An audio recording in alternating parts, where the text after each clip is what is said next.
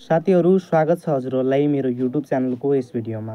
आज हामी यस भिडियोमा वक्तित्व कला वादविवाद प्रतियोगिता जस्ता विधाहरूमा बोल्दा कसरी बोल्ने, कुन पक्षमा बोल्ने भन्ने कुरामा छलफल गर्नेछौँ। सर्वप्रथम त बुझ्नुपर्छ यो वादविवाद र वक्तित्व कला जस्ता प्रतियोगिता भनेका के हुन्।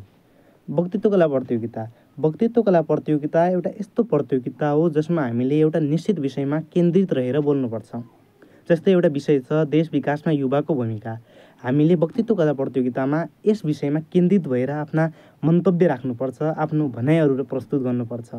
त्यस्तै यदि वादविवाद प्रतियोगिता भनेको एउटा यस्तो प्रतियोगिता हो जसमा एउटा विषयमा बोल्नुपर्छ, जसमा पक्ष र विपक्षमा बोल्ने गरिन्छ। जस्तै एउटा विषय छ धन ठुलो कि शिक्षा ठुलो। यसमा एउटा पक्ष धन ठुलो भनेर बोल्छ भने अर्को व्यक्ति शिक्षा ठुलो भनेर बोल्छ। यो नै वादविवाद प्रतियोगिता हो। यी दुवै प्रतियोगितामा बोल्नु पर्ने सिप, बोलेर देखाउनु पर्ने सिपको अत्यन्तै महत्त्व रहेको हुन्छ। हामीले कन्फिडेन्सली बोल्न सक्नुपर्छ। स्पिच कन्टेस्ट, वक्तित्व कला अरू वादविवाद यी सबैमा कहीँ इङ्ग्लिसमा बोल्ने गरिन्छ भने कहीँ नेपालीमा बोल्ने गरिन्छ। तर यसमा सबैभन्दा इम्पोर्टेन्ट हुन्छ कन्फिडेन्ट। हामीमा कन्फिडेन्स छ वा छैन, बोल्नमा हामीलाई कति कन्फिडेन्स छ भन्ने कुरामा त्यो कुरा अत्यन्तै आवश्यक हुन्छ। त्यस्तै कन्फिडेन्स पछि कन्टेन्ट पनि राम्रो हुनुपर्छ। कन्टेन्ट अर्थात् विषयवस्तु पनि राम्रो हुनुपर्छ। जस्तै देश विकासमा युवाको भूमिका भन्ने शीर्षक छ भने यसमा पहिला त देश भनेको के हो, विकास भनेको के हो, युवा भनेका को हुन् र यी तिनैको सम्बन्ध के छ भन्ने कुरा हामीले त्यो हाम्रो वक्तित्व कलामा देखाउनु पर्ने हुन्छ। त्यस्तै यो हामीले वक्तित्व कलामा आफ्नो विषयवस्तुलाई प्रस्तुत गर्दा सर्वप्रथम परिचय राख्नुपर्छ। परिचयभन्दा अगाडि सक्यो भने एउटा गजल प्रस्तुत गर्नुपर्छ, गजल वा कविता। त्यसपछि परिचय राख्ने, म यो विद्यालयको यो व्यक्ति हुँ, यो विषयमा बोल्दैछौँ, सुन्नुहोला सबै सभाध्यक्ष सबैलाई भनेर हामी पहिला परिचय दिन्छौँ। त्यसपछि विषयवस्तुमा आरम्भ गर्छौँ। विषयवस्तु हामीले टुङ्ग्याउनुपर्छ। जस्तै देश विकासमा युवाको भूमिका भन्ने एउटा शीर्षक छ भने देशको बारेमा भन्नु पऱ्यो, विकासको बारेमा भन्नु पऱ्यो, युवाको बारेमा भन्नु पऱ्यो।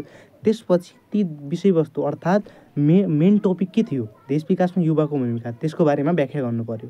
त्यसपछि हामीले निष्कर्षमा प्रस्तुत गर्नुपर्छ। निष्कर्ष प्रस्तुत गर्दा सबै भनेका कुराहरू समेटिने गरी एउटा छोटो निष्कर्ष प्रस्तुत गर्नुपर्छ र यो पुरै वक्तित्व कला, पुरै यो विषयवस्तुमा हामीले जुन अगाडि वरिपरि बसेका जनताहरू हुन्छन् तीसँग सम्बन्ध स्थापना गर्नुपर्छ। जस्तै सभाध्यक्ष महोदय भन्ने, सुन्नुहोस् भन्ने, प्रश्न गर्ने, यस्ता विषयवस्तुलाई समेट्दा हामीले भनेको कुरा झन् प्रभावकारी ढङ्गले अरू सबै बुझ्न सक्छन्। त्यसपछि हामीले निष्कर्ष भन्नुपर्छ र निष्कर्ष भनिसकेपछि हस्त धन्यवाद, यहाँहरूको दिन शुभ रहोस् जस्ता शब्दहरू हामी प्रयोग गर्न सक्छौँ। त्यस्तै वादविवादमा पनि यस्तै हुन्छ। जस्तै धन ठुलो कि शिक्षा ठुलो भन्ने टपिक छ जसमा म धन ठुलो भनेर बोल्दैछौँ र धन ठुलो पहिला आफ्नो परिचय दिनु पऱ्यो वा त्यसमा पनि गजल प्रस्तुत गर्न सक्छौँ।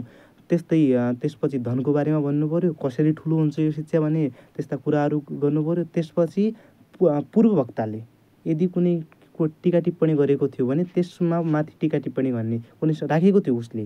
जस्तै उसले भनेको थियो शिक्षा नै ठुलो हो, शिक्षा बिना मान्छे बाँच्नै सक्दैन भनेको थियो भने धन बिना बाँच्न सक्दैन भनेर हजुर उसको कुरालाई टुङ्ग्याउन सक्नुहुन्छ।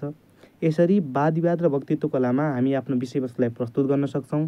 त्यस्तै यी दुवै प्रतियोगितामा हामी विभिन्न व्यक्तिहरूको भनाइलाई पनि प्रस्तुत गर्न सक्छौँ। यो पनि एउटा प्रभावकारी ढङ्ग हो वक्तित्व कला र वादविवादको लागि।